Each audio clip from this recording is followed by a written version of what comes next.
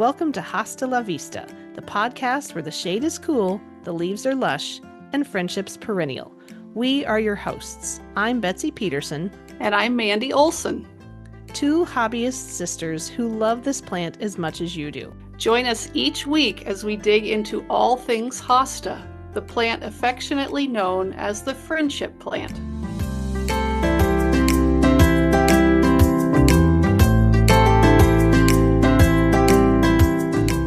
Well, listeners, you've made it to October and the final episode of Season 1. We want to take a moment to thank every one of you who have tuned in this season. You've laughed with us, learned with us, and hopefully added a hosta or two to your wish list along the way. And a huge thanks to our guests. Every single one of them took time out of their lives to share their love of hostas, exemplifying what it means to share the friendship plant, and we have enjoyed every conversation. So today, as the leaves turn yellow, orange, and red, we have ended the season on a high with a trip to Cedarville, New Jersey, where Gail and David Russo tend a garden that's part destination, part seed lab, and part inspiration. We'll talk about their gardens, Gail's new work in the online Hosta Journal, and for all you plant experimenters out there, how to give seed growing a try this winter. Well, Gail, David, welcome to the show. Thank you for having us. Well, your home garden in the New Jersey Pinelands is famously a living laboratory for all sorts of growing conditions. How did you two as a couple first get into gardening, and what drew you to specialize in both hostas and daylilies? Well, when we built our house, we had it built. We didn't build it. But when we had it built in 1992, they literally cut a hole in the woods and dropped the house in. And when they left, it was just that, a hole in the woods with dirt behind us. And we had to start our landscape from the ground up. Now, David had lived in Hopewell, New Jersey, which is about an hour away from here. And his mother had hostas growing in her gardens. So he took some of those and brought them here thinking that maybe they would grow here as well as they did at her house. And it was just your typical green and white undulatus. And he loved them. They looked great and they were free. So we planted them. And the next year they came back and we were adding more things. We got some grass done and some other landscaping done and went about our way. We both worked in the federal prison, and after you get done working in the prison, it's a very stressful job. You get done, you come home, you look for something to do, and well, gardening was it. Mm-hmm. Now, he grew up in an area where there was plants, trees, farms, things like that. He wasn't always doing it, but he knew about it a little bit. I grew up on the Jersey Shore, where our backyard was a clamshell lot and water. Mm-hmm. There wasn't any plants there. So I knew very little about anything. So we started looking online. There wasn't much online then, but looking at what we could find and books and more books and magazines and just talking to people and designed a basic layout. I got a little bit of help from some guys that we worked with because there's a landscape crew at the prison, and they came and helped put down the grass and sprinklers and just a basic layout.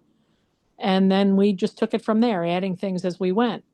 The 90s is when the internet kind of got its start, like with your basic homeowner. And we had web TV. Web TV is where you log on to the internet on your TV with a keypad, and you're on the internet. It's dial-up. Mm-hmm. And we started with that, and David started looking for things that maybe we could purchase and found eBay. Mm-hmm. And direct hostas was selling on eBay, where you could buy hostas online and mm-hmm. have them shipped to your door. And this was a whole new concept. And he found all kinds of new ones that we couldn't find for sale around here, and said, let's buy some. So we got different ones, and well, 10 grew into 100, grew mm-hmm. into what now is 3,000. Oh, wow. Wow. And that's over the past 30 years. So yeah, once you get the hostas in, it's like, okay, well, we do have some sun, so what next? And we found daylilies, and Mm-hmm. we started with just basic ones and found Gilbert Wild, and they have cheap ones, and graduated eventually into the lily auction and the more expensive ones. And we have a couple hundred daylilies now too. Wow. And we've added irises, and I like trees. I plant trees. David doesn't like trees. She's a tree freak. I like trees, and I like variegated trees because I think they bring interest. So we have a lot of those. We have a lot of Japanese maples, about 45, 50 of them. Wow. Wow. Because we're gardening over about 4.5 acres. Oh, wow. We have 5, but there's a house, and there's still trees. So, it's a lot of space to fill. So we have trees, we have daylilies, we have hostas, and then I added some other stuff. We have irises, we have rhododendrons that are native to here, mountain laurel, just your basic plants. Mm-hmm. Yeah. And it's grown into what we have today. And every year we add something, change something, add more plants. We're getting to the point now where I guess every gardener comes to this with hostas anyway, where your big established clumps of hostas are suddenly declining. And it's because of root competition and things like that. And you have to go and dig them all up and move them. And now we started to move things into pots because there's so many roots here because we live in the woods and we're getting older. And how do you manage these plants that are in the ground? Do you dig new holes? Do you move them? Do you pots? We're buying big barrels and putting things in pots because they're easier to move around. You can change them. It's better for us. Wow. We've heard that from several guests so far this season. Yeah. And they work. Plants grow great in pots. Hostas anyway, they grow great in pots. Yeah, they do. Well, let's start by painting a picture. If somebody's walking through your gate for the first time, what are they going to see? Well, from the road, you really don't see much. We have deer netting going around our property that starts on the road. The driveway is open, but deer don't come in. They just don't. I don't know why, they just don't. We do put down Milorganite out on the street to try to deter them. Maybe it works, maybe not. Maybe they just keep going. I don't know. But the deer fencing starts there, and there's some vines growing up it. Very early on, we discovered trumpet vine and planted that. And yeah, we hate that now, but we have trumpet vine. And David's cousin gave him some wisteria that he said, don't plant this. And he did. And we have wisteria everywhere. And we planted akebia. We have akebia vines everywhere. And David found some English ivy, the variegated kind, which looked very beautiful growing, but now it's everywhere. So the fence line that from the road is covered with vines and stuff. And you can't really see much of anything from the road. So if you pass by our house on the road, you wouldn't know any of this is here.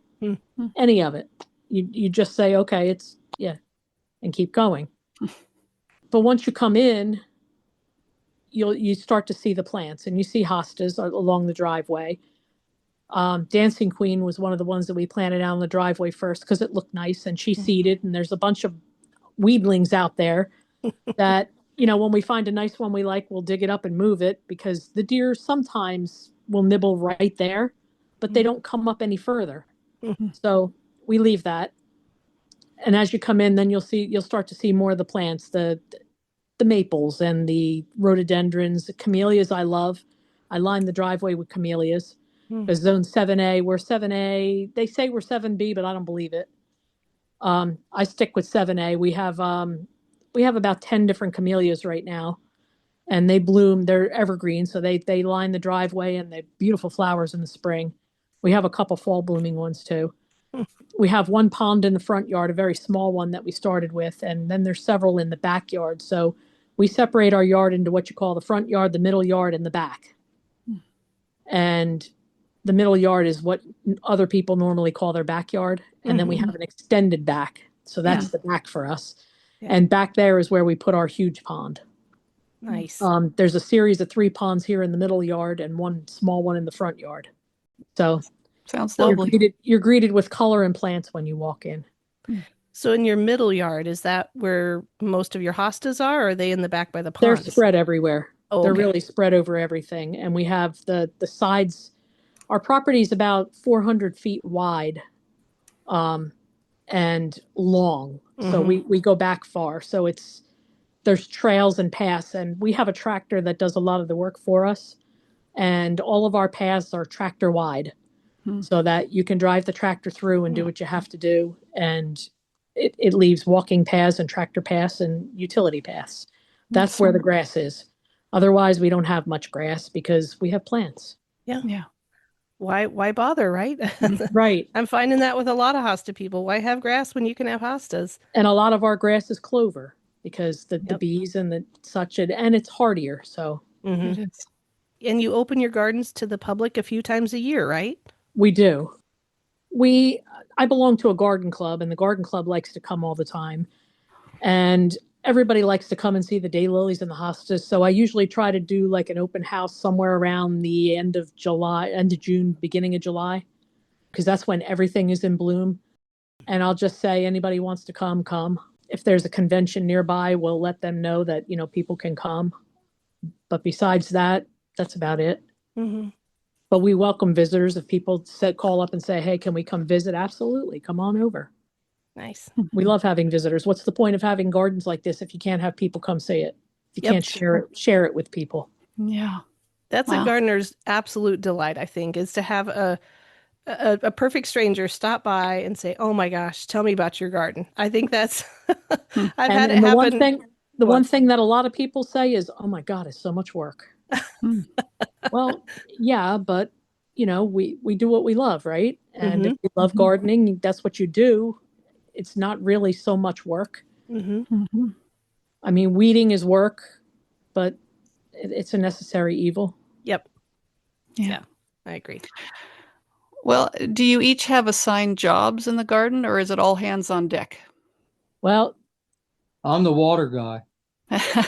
David can often be found with a hose in each hand, just standing there watering stuff. Because when he waters, he looks, and if he notices something has to be done, that's when he'll say, I got to move this or I got to change this. And Yeah. I go around and he'll be watering, I'll be weeding.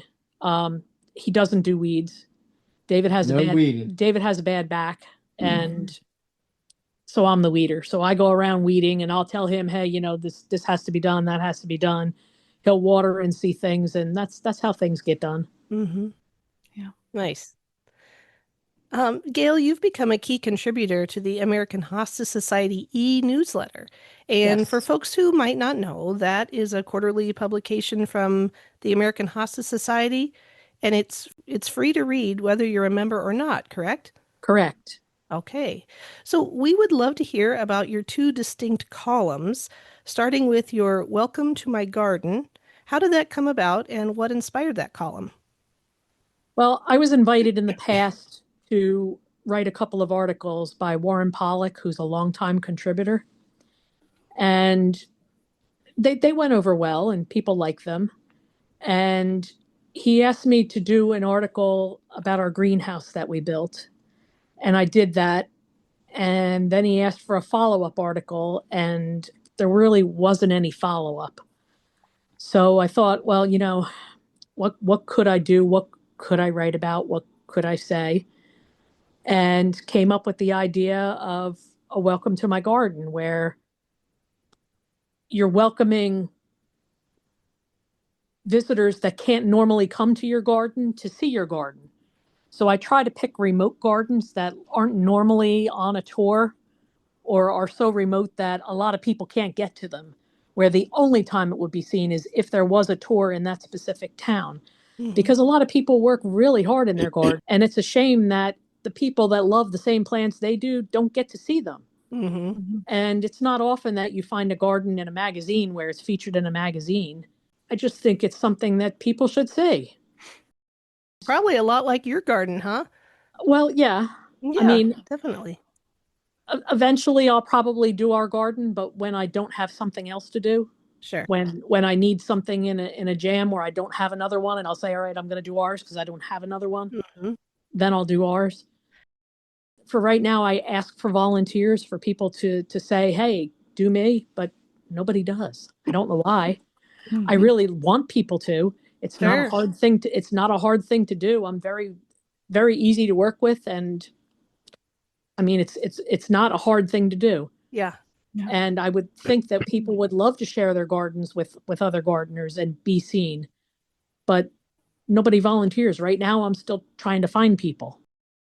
Now you featured Joe Jansen, is that right? Yes, Joe Well, Jansen. he's in Illinois, is that correct? Yeah, we were friends with Joe on Facebook. I've Okay. never actually met Joe in person. Okay. We've chatted over Facebook. We've traded plants. We've chatted long time. And I know he has a lot of plants and he has a lot of pictures. And my first edition came out in March. And I said, where am I going to find a garden that somebody already has photos, because you can't get photos in January. And I said, Joe would be a perfect pick. Let me see if he'll do it. And Joe agreed. He was my guinea pig, if you will, to see how is this thing going to work. And it went fantastic. And he was easy to work with, and it turned out good, I think. Nice. We got some good feedback, and You people got to enjoy his gardens. Yeah. They were beautiful. I'm so glad I got to see those because I mean, the neat thing for me is these are gardens that I would have to travel hours or get on an airplane to go Exactly. visit. And Exactly. I love that. And then you featured was it Gail Alley? Gail and Phil Alley, Gail yes. and Phil Alley. Yeah. Gail is They're the national registrar for the AHS, and they have worked long and hard on their gardens. And again, it's not totally remote, but I've never been there. they're I've outside never of been there in person. Blue Springs, Missouri, I think, if I remember. Somewhere near Kansas City, I Yeah, think. Yeah. yes, near Kansas City. Yeah. And boy, there were some really neat structures. And not only the Yes, house, because the house was hand built by Phil himself, very correct? talented. Yes, a very Very talented man. talented. Yeah. And then there was um, I want to just say like a covered, They have the pavilion and the lookout. that's They it. built a water wheel, and Yeah. yes, he's very, very talented. And all the wood used to build those things, he harvested himself from their own land and Oh, wow. lumbered and milled it and lumbered, and it's incredible. It just blows my mind. Wow. So listeners, if you've got a garden, please reach out to Gail. We will share her information at the end of the episode. We'd love to see your gardens. Yeah. Well, tell us about your second article, Vendor Spotlight. When I was brainstorming for ideas of what to write about, the two came to mind. First was gardens, and second was vendors, because people that are not active on social media, don't get out there much, don't know about a lot of the vendors that are out there. They don't know that these vendors exist and that they can order online from them. And there's a lot of new gardeners in the market now looking for where they can buy these hostas. Mm-hmm. And where do I get them? I get questions all the time. Where do I find this? How do I get this? And I say, mail order. Well, how do I do that? I usually direct them first to the Hosta Library and say, look at the banners, because those people paid for their banners, and, go to those first. Those are the more well-known ones and the ones that advertise. But the purpose of this column was to bring the lesser known vendors to you that ship. And well, I try to get ones that can ship, but the last one that I did was one that is closer to the convention, where people could actually visit and buy their plants there. So it's to bring the lesser known vendors to the people, to give them some business and to bring the people to the plants. Yep. Yeah, that's very smart. I didn't really know much about any of this until I started talking to Mandy, because you're kind of in a remote area, Mandy, and you We get a are. lot of you both Yeah. are, yeah. Yeah. Mandy gets a lot from mail order, and I hadn't heard of any of their names. Um, I'm gonna make a trip today down to go see the Hosta store, Mike and Oh, Mike Renee Damon, yeah. Damon. Yeah, yeah. So that's again, would not have known those existed unless just talking to people, Yep. finding out about that. Exactly. Yeah. And if you're not on social media, you may not know these things exist. Mm-hmm. And that's the whole point of the column, is that it's a column made for Hosta people. And yeah, you have to go online to find it, but you don't have to search for it. If you go and read it regularly, you'll meet the people that you need to know to get the hostas. And if the vendor has nice gardens, that's a bonus too, because you get to see their display gardens that you wouldn't see when you order online. That's Okay. very true. Yeah. All right, it's time for a little fun. We're going to play Finish the Rhyme. I'll read a 4-line stanza, and you just have to fill in the blank with the hosta's name. Are you ready? We are. Okay, it's leaves of green, a sturdy hosta's might, a garden state beauty, big and bright. Its textured surface, a gardener's tale. This rugged hosta is Jersey green kale. very good. Do you know All anything right. about that one? Yes, it's one of our seedlings. It was a seedling from a hosta called Green Metallic, and it was just beautiful and bumpy. And when it was first coming out, it looked to me like kale. Hmm. And, you know, we use the moniker Jersey because we're in Jersey Mm-hmm. and there aren't a whole lot of J's out there. So I said, let's go with that. And it opens up the whole alphabet with different names that you can use. And I said, you know, this looks just like kale. So Jersey green kale it is. That's And is that great. one available for purchase at all? It will be very soon if it's not already. Yes. Oh, Nice. wonderful. It is in tissue culture. Very Oh, cool. that's great. All right, number 2. Colors of sand where waters pour, a nod to coastlines we adore. From Gail's memories and TV galore, the name you're seeking. Jersey Shore. Very good. Perfect. So tell us about that one. Jersey Shore is a seedling out of Pixie Vamp that stays small and it holds its color, it holds its shape. The sun doesn't bother it much, and it comes out blue in the spring with yellow, and the blue gradually changes to green because it loses its wax. But in spring, when you first look at it, it reminded me of the yellow and blue of the Jersey Shore. And since I'm from the Jersey Shore and we're Jersey, that was the perfect name for it. That's great. Is that one available at all or just in Again, your that's in garden? tissue. Again, that's in tissue culture, and if it's not out right now, it will be very soon. Very cool. Well, now, David and Gail, we have to talk about your seed work. You harvest and sell hosta seeds and even grow your own seedlings. Can you walk us through your process? Absolutely, we have so many hostas. Every fall, I walk around and look, and I said to myself, you know, we have all these seeds. All these hostas have seeds, and you know, people are looking for seeds. And I said, what am I going to do with all these seeds? First couple of years, I mean, for many years, we just let them fall, and we wound up with a bunch of weedlings. And what do? You pull them, you leave them, you grow them. And I said, you know, I'm going to try growing seeds. Now, working in the prison didn't allow us a whole lot of time, but in 2017, I retired and was looking for something to do. And I said, you know, I'm going to start growing some seeds. We had bought every now and then seeds online, and I know what, you know, generally what people were looking for and what they had, what was out there. And I said, we have hostas that nobody else has, and they all have seeds on them. And I said, let's try and grow some of ours. And I had too many seeds. And I said, well, what am I going to do with all these seeds? I said, well, you know what? I can list some for sale too. And that's what we did. I started out small and gradually, I mean, I started going around collecting all the seeds that I could find. And I do that because David is not very good with keeping records. And when you collect the seeds, you have to put them in the bag and put the tag in there with the name so that you know what it is. Most of our seeds are open pollinated because we just didn't have the time or the patience or the record keeping at the time to cross and keep the crosses straight. A famous hybridizer who came here once said to us, with all the plants that you have, why not just let the bees do the work? Mm-hmm. Yeah. And I said, you know, you're right. And that's what we do. And we get some wonderful seedlings out of it. You just have to have them planted somewhere near each other that the bees can do the work. And that's what we do. Mm-hmm. So when we get new hostas and we're trying to plan where to plant them, I look and say, okay, well, this one might go okay with this one. And they bloom about the same time. So let's put it over here so that they can cross pollinate. And that's what we do. Every now and then we'll go out and make a cross and mark it and, you know, grow it out. But the majority of our seedlings are open pollinated. Mm-hmm. That's great. The way nature intended. Yep. Well, 2 years ago, I bought 2 packets from you.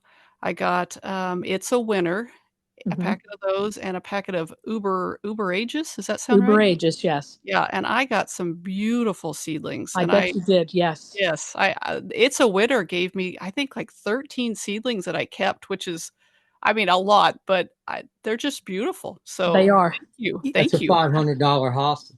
Oh Oh, was my it really? gosh. Yeah, it's from Kenny Zarek. Oh, Yeah, Well, wow, it's got some amazing genes, and Uber aegis is Rick Goodenough's plant, and yeah, wow, that also has some fabulous streaking in it, and has wow. given us quite a few wonderful seedlings.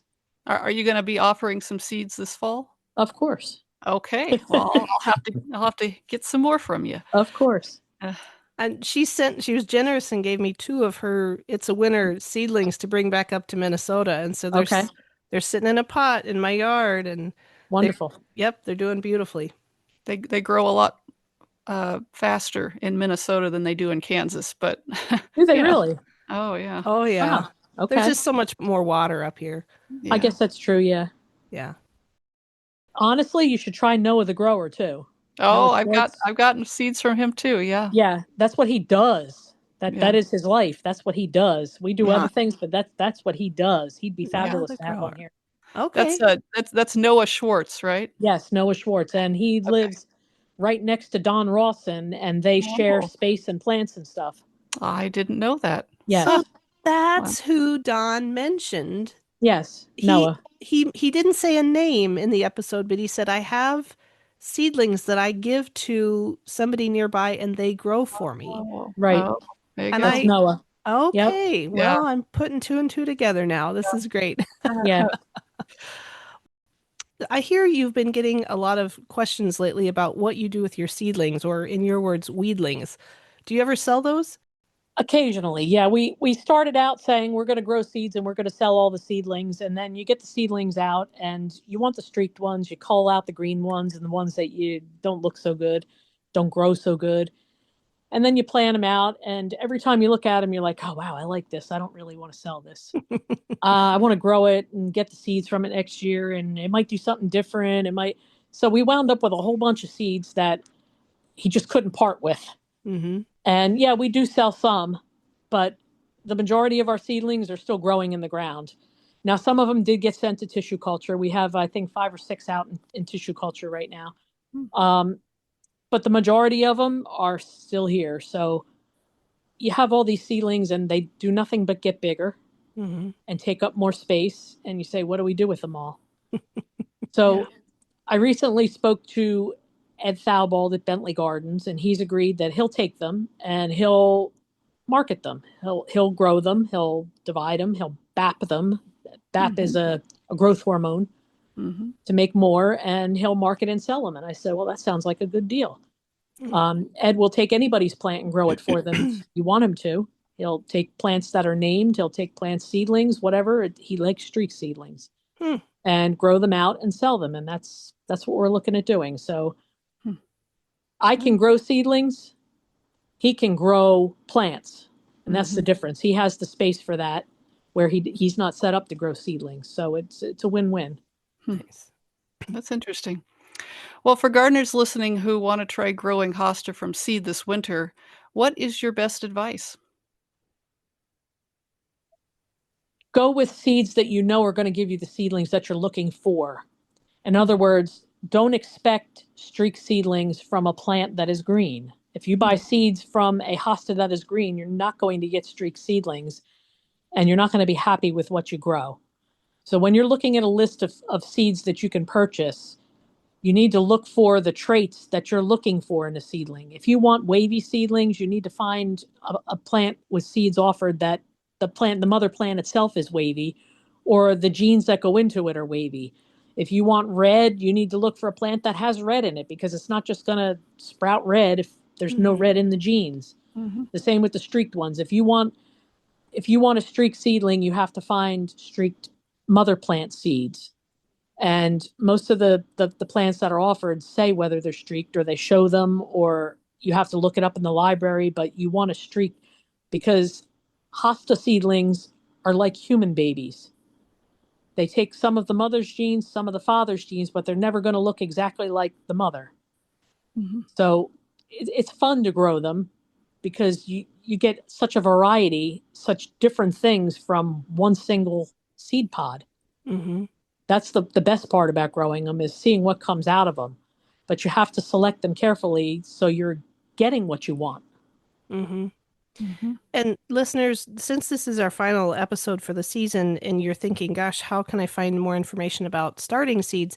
We encourage you to go back and listen to the episode we did with David Teeger, where he talks about growing from seedlings, and he mentions a three-part YouTube video series that he put out that is excellent. Yeah. And also the seed growers group on Facebook. Oh, Mm-hmm. yes. Because yes. you can ask anybody questions if you have questions, and there's so many people that will answer. People like to help grow seedlings. Anybody, they'll chime in and say, well, try this, this happened to me, do this, try this, try that. Fabulous place for information. Awesome. It is. Thank you so much for that. Now, before we wrap up our season, there's a really important practical topic we wanted to discuss with you both. Since this episode will air as the growing season ends for most of our listeners, we won't get a chance to talk about this again until it's already a risk next year. We're talking about those dreaded late spring frosts and freezes that can damage tender new hosta growth. Gail, you've written about this topic for the AHS e-newsletter. For our listeners who may be new to hostas, what's your best advice for recognizing the risk and protecting that beautiful new foliage from cold snaps?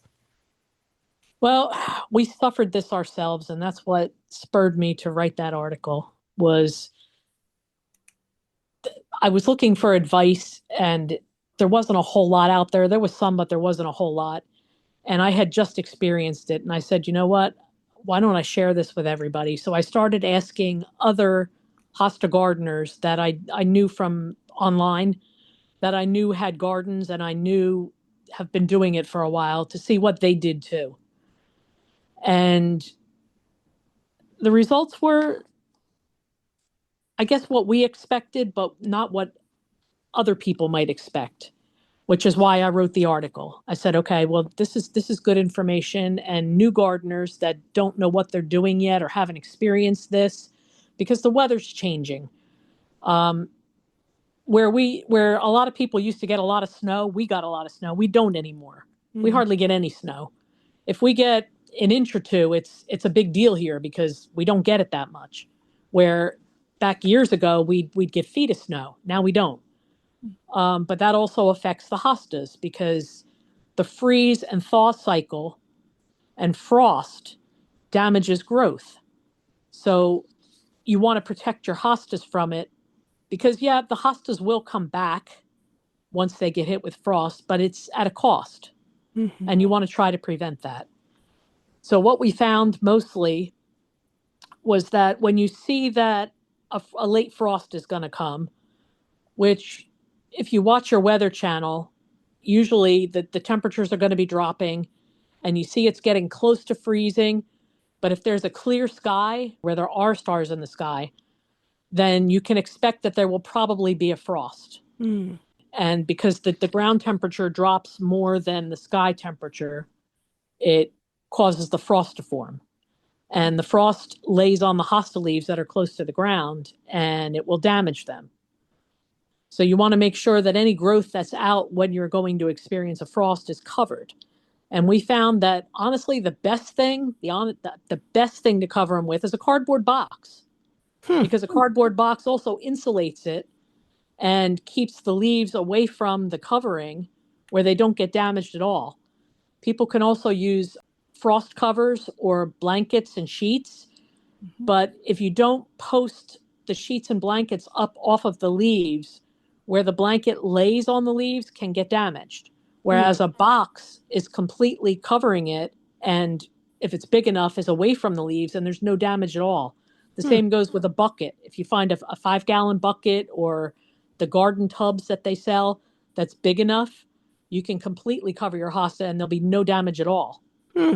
As long as it doesn't go to freezing. Now, if it goes for freezing, that's a different story, because then you need some heat to protect them. Sometimes there's just nothing you can do if it's if the temperature's dropping too low. One year we tried the the method where you spray your hostas with water. So we ran our sprinklers overnight, and that was devastating Big Oh, mistake. because Really? it dropped below freezing and ice formed on the leaves, and it oh, actually froze the leaves and damaged them so bad that it would have been better if we hadn't done it at all. ah, Now, some okay. people have Wow. successfully used that method, but you have to know exactly how to do it and when to do it and how to do it right and Mm, to not have the damage. So the one thing we found out is if you're not able to do it, not able to do it the right way, I should say, it's better to do nothing at all okay. because sometimes the damage is so slight you won't even notice it, where it will make it worse if you try to cover it. Mm-hmm. Huh. I'm just Interesting. thinking maybe a trip to the uh in our vicinity, it's the grocery store where you can, recycle your cardboard boxes. I'm Right. thinking, April, up here anyway, it's April. Other places it may be March. Just go get yourself a bunch of those cardboard boxes Yeah. and, It just has to be big enough to cover the yeah, hosta, and it needs to go all the way to the ground. That's the other important thing. Because okay. if the air can get in underneath your covering, your box, your sheet, your whatever, it can still do damage. So you want Okay. to make sure it's fully down to the ground because that's what insulates it, and that the leaves are not touching. Plastic is the worst thing to use, absolute Okay. worst, because it will burn the leaves. That's the worst thing. Hmm. Cloth, fabric, as long as it's not touching the leaves, is ideal. Some people use comforters, although the problem is weight. The Hmm. comforter is heavier than a sheet and it can weigh it down, and that can do some damage. So you have to make sure if you're using something heavy like that, that you have stakes or pots or boxes or something to hold it up off the ground, Hmm. up off the leaves, I should say. Hmm. Now, Mandy, you use, just to keep your rabbits away, an upside down dollar store like wire mesh trash can. Well, yeah, just on the little hostas when the rabbits are out, but I'm just obviously that wouldn't do much for frost. I It guess wouldn't if do you anything covered for it. frost, but it would keep the cover off of the frost if you right. put a cover over Yeah, top. yeah, That's what I yeah, was thinking is use that as a frame and then yeah, drape your comforter or your blanket or whatever over the top of that yeah. would work. That'll Yeah. probably work. Yeah. Hmm. Okay. Well, So, interesting. are there certain varieties of hostas that are more susceptible to freeze damage than others? Yeah, the thin-leaved ones. That's I mean, that's pretty obvious for most people that have been Yeah. doing it for a while. Okay. And if people aren't aware, tetraploid hostas, if you can find them, have the greatest resistance because their leaves are much thicker and they're sturdier plants. Mm-hmm. That's why they're promoting tetraploid hostas so much in the market right now, and why breeders are working towards more tetraploid because they're hardier in the garden. The leaves are thicker and they're able to withstand more the sun temperatures, the colds, the frost. They're just a better plant. Mm-hmm. Your thin leaf varieties, they're going to melt out immediately.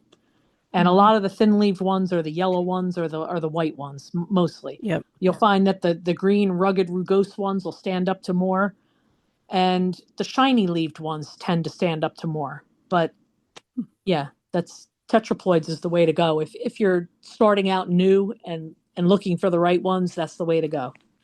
Okay.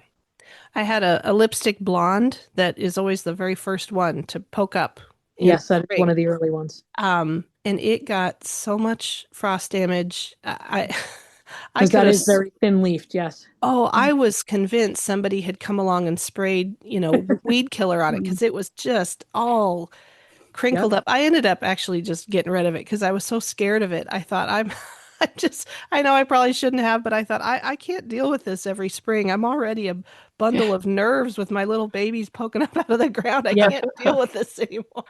And your first reaction is probably to go out and just cut all the damage off, but Right. that's not what you want to do. Okay. You want to leave as much on as you can until it's damaged to the point that you can't leave it on there. When it turns to mush, you need to get it off. But as Mm. long as there's tissue there that's gathering sunlight, it's still giving the plant energy to make new leaves. And the new leaves is what you want. When they start to pop up, that's when you cut off the nasty looking growth that got damaged. Now, once it turns to mush, if you get hit so hard that it immediately burns it and it turns to mush, you have to get that off at that point because the mush will eventually turn hard and it'll keep the new growth from coming out. Mm. Mm. It'll actually trap it. in the mush, and it'll get hard and the new leaves can't emerge. So Okay. if you're able to leave it on there, if there's something that still has some kind of substance that can gather sunlight and do the photosynthesis, you want to leave it there until there's new leaves to take over. Now, if you've got a whole full plant and only the top leaves are damaged, then you might want to cut them off because they'll just look unsightly. Okay. And there's plenty of other leaves to do the work. Yeah. Now, Gail, do container hostas need different protections than in-ground plants? Not from frost, but yes, from freeze and thaw. We experience that problem too because we have a lot of voles here in New Jersey, and trees have a lot of roots. And we plant a lot of our hostas in pots in the ground. And what we found the one year, because the weather's changing so much, is you might have a warm spell and you'll get some rain, and then it'll get cold and it's drained already and you're good. But then it gets really cold and the ground freezes. You get a real cold, it freezes deep. Then it warms up and you wind up with rain, but the soil in the bottom of the pot is still frozen solid and it can't drain out.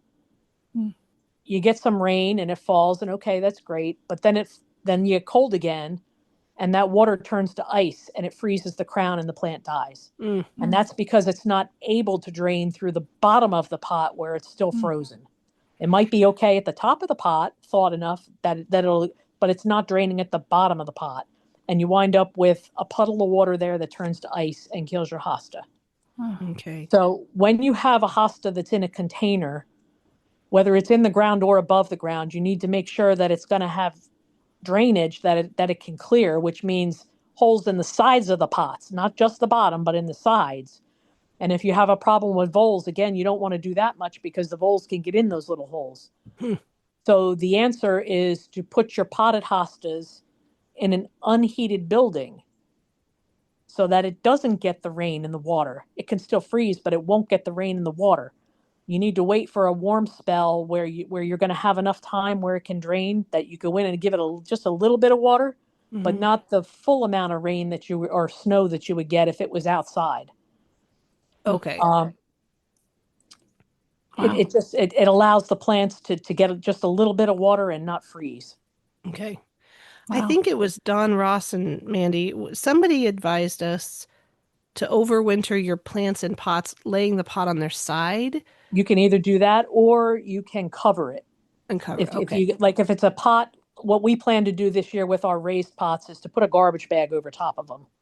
Okay. Because they're very heavy and they can't all be moved inside. Correct. We don't want to tip them because they're the barrel-shaped pots and they don't tip right. Yeah. So our option is drill holes around it, which we don't really want to do, or cover it. So we plan to put garbage bags around them, try it that way. We'll wait until there's a hard freeze when we know that the ground's going to be, and then we'll put the garbage bags on. Okay. And when it starts to warm up, then we'll probably go pull the garbage bags off, or we might lift it to let some water in and then put the bags back on. We haven't decided yet, but that's what we're looking at doing this year to protect those hostas that we put in the barrels to get them out of the ground. That's smart. That's interesting. I wonder if the black bag, is it a black trash bag? That's what I'm planning on using. Yeah, Okay. I have to. But we're only going to use it while the growth is dormant. So it's not going to damage the crown of the hosta that's in the ground because it's covered by soil. And we would remove the covers before any growth came up or when the pips start to pop. That's when they would come off. And then we would just have to go out and watch to make sure that they're okay. And if a frost is coming, then we'd have to recover them. Okay, I gotcha. I was just wondering if it would heat up the soil and promote it to start growing earlier than your in-ground ones. Well, that's kind of what happens when you have it in a greenhouse where it's a little warmer in a greenhouse or your unheated building because it's protected. Sometimes they come up earlier. So we'll just have to go out and look when the weather starts to warm up to make sure, it's a little more work, but it's worth it for us. Oh, sure. Sounds like a good idea. Well, that's fantastic advice that will be so helpful for our listeners next spring. Thank you both for sharing your expertise on such a critical topic. All right, David and Gail, it is time for our quick round of this or that. Answer fast, no overthinking. Are you ready? We are. Okay, here we go. selling seeds online, or watching your own seedling sprout? Watching your own seedling sprout. Nothing better. Okay.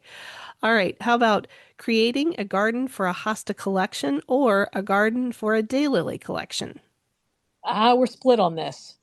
We both like hostas. We both like daylilies. I don't think we can choose between one or the other because we have so many of each. Okay, so a cheater answer. That's fine. Okay. How about a unique daylily petal or a unique daylily shape? We both agreed on daylily shape Nice. because David likes the minis and the mini daylilies. The smaller the better for him. So he tries to go with those. Very neat. I'm not sure I've ever seen a mini. I'll have to look for those. He likes the flowers under 2 inches. Oh, very Not under cool. 2 inches, Well, under 4 inches. under 4 inches. Okay. Thank you for that clarification. All right. How about writing a new article for the American Hosta Society e-newsletter or a piece for the Garden Club of New Jersey? I'd have to say the AHS because I don't currently write for a publication for the Garden Club. Okay. So it has to be that one. And I'm not in that garden club. They wouldn't have you, or you just said no thanks, or Nah, no thanks. They're too old for me, and I'm 62. nice. How about visit a world famous hosta display garden or showcasing your own garden on a tour? I'd go to the display garden. Anyone in particular? I like to go see Don Rawson's. I haven't been there yet. Mm, I would too. That makes me too. we're both Yeah. raising our hand. We consider him world famous. Yes, I Uh-huh. think you're right. I think He's most been people. here 4 or 5 times, and I haven't been there No. yet. Wow. Nice. Well, Don, sounds like you got a lot of people coming to your garden, so we better set up a date. And the last one, designing your garden for formal structure or a naturalistic flow. Natural. Definitely natural. We're not formal about anything here. Nice. Very good. Well, Gail, David, thank you so much for joining us and letting us peek into your garden life. Before we go, do you have any final thoughts you'd like to share with our listeners? Yeah, we encourage listeners to try to get out and see gardens when you can, but when you can't, look at the articles that I'm writing because people are sharing their gardens, and I wish more people would. Um, the only way to see what you like and to learn what would work better in your gardens is to look at other people's gardens. And we haven't been fortunate enough to get around to many gardens because we're tied here. We take care of David's mother, who has dementia, and we can't get out. And seeing other people's gardens online or in photos or anything is fabulous. We encourage it. Yeah. Nice. I like hydroponics myself. Do you? Yeah. Yes, I mess with hydroponics. I try to grow flowers, um, save us some money. I might buy a 6 pack of impatiens, and then I take cuttings off of it and put it in the hydroponics and root it and then spread it around the garden. Huh. Very nice. Sounds interesting. Well, we'll put a link in the episode description to Gail's online Hosta Journal columns so you can check them out and maybe even nominate a garden. Please. Yeah. And for the rest of you, thank you for listening to season 1. Be sure to follow the podcast on Spotify and Apple so you don't miss season 2 when it drops in the spring. If you have a guest you'd love to see featured next season or a game you'd like us to try, email us at hostalavistapodcast@gmail.com. For those collecting and buying seeds, good luck to you. Enjoy growing seedlings indoors. And for those who've never done it before, we hope you are inspired to try it this winter. So until we meet again, Hasta la vista, Baby. baby.